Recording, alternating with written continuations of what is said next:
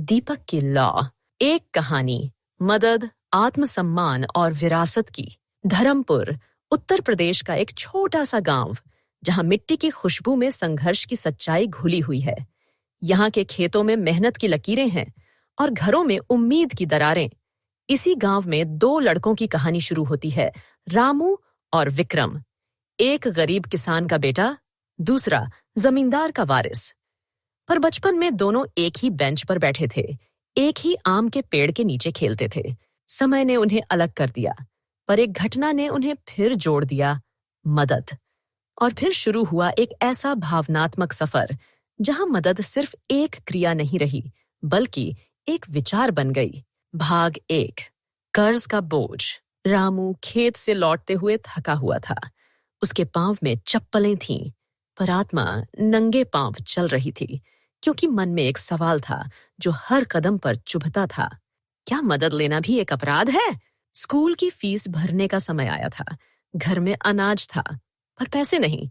माँ ने कहा, बेटा पढ़ाई छोड़ दे, खेतों में हाथ बटा दे। पर रामू की आंखों में किताबों की दुनिया थी। तभी सामने आया विक्रम। शहर से लौटा, अंग्रेजी में बात करता, पर दिल में वही अपनापन।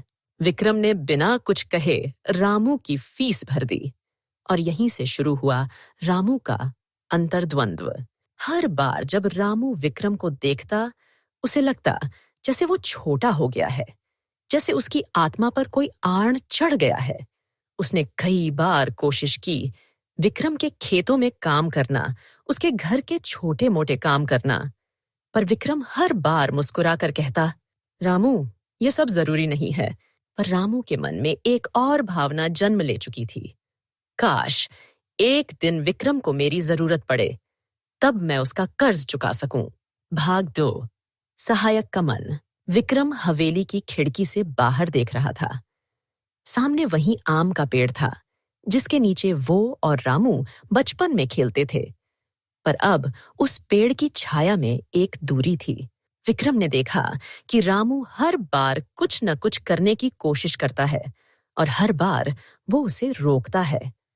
पर अब उसे समझ आने लगा था कि रामू की बेचैनी सिर्फ गरीबी की नहीं थी, वो थी आत्मसम्मान की। क्या मेरी मदद ने उसे छोटा महसूस कराया? विक्रम सोचता। उस रात उसने बाबूजी से पूछा, क्या मदद करना भी एक रिश्ता बिगाड़ सकता है?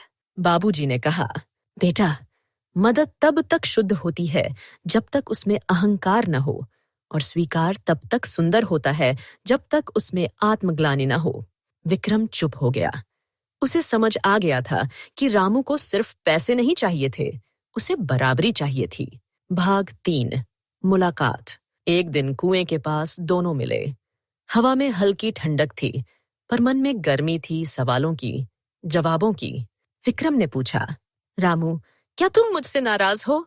रामू ने कहा, नहीं, पर शायद खुद से नाराज हूं, क्योंकि जब तुमने मेरी मदद की, मुझे लगा जैसे मैंने कुछ खो दिया, अपना आत्मसम्मान।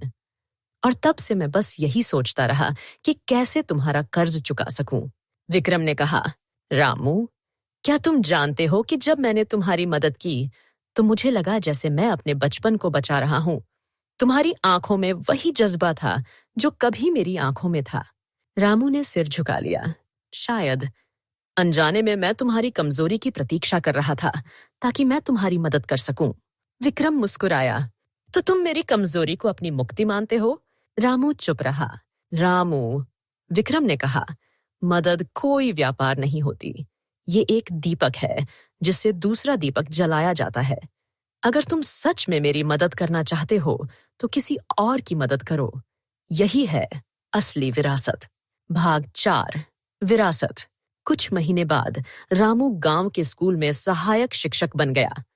तनख्वाह मामूली थी, पर मन में एक नई रोशनी थी। एक दिन छोटू नाम का बच्चा स्कूल आया, डरा हुआ, फटे कपड़े और आंखों में वही सवाल जो कभी रामू की आंखों में था। रामू ने उसे किताबें दी, खाना खिलाया और हर दिन उसके साथ बैठकर पढ़ाया। छोटू ने पूछा, रामू भैया, आप मेरी इतनी मदद क्यों कर रहे हैं? रामू ने मुस्कुराकर कहा, क्योंकि किसी ने कभी मेरी मदद की थी, और उसने कहा था कि मदद को चुकाया नहीं जाता, उसे आगे बढ़ाया जाता है। शाम को रामू विक्रम के घर गया। दोनों पुराने पेड़ के नीचे बैठे। विक्रम ने पूछा, कैसा चल रहा है स्कूल? रामू ने कहा, अब समझ आया कि मदद देना कितना सुखद होता है। छोटू में मैंने खुद को देखा और अब मैं चाहता हूं कि छोटू भी किसी दिन किसी और की मदद करे। यही है असली विरासत। समापन भाव। धर्मपुर की मिट्टी में अब एक नई कहानी उग आई थी। एक ऐसी कहानी जो कर्ज से नहीं, करुणा से जुड़ी थी, जहां मदद एक दीपक थी जो एक से दूसरे तक जलती रही। और उस रात जब चांदनी गांव पर बिखरी तो दो दोस्त मुस्कुरा रहे थे, क्योंकि उन्होंने एक ऐसी विरासत बनाई थी जो कभी खत्म नहीं होगी।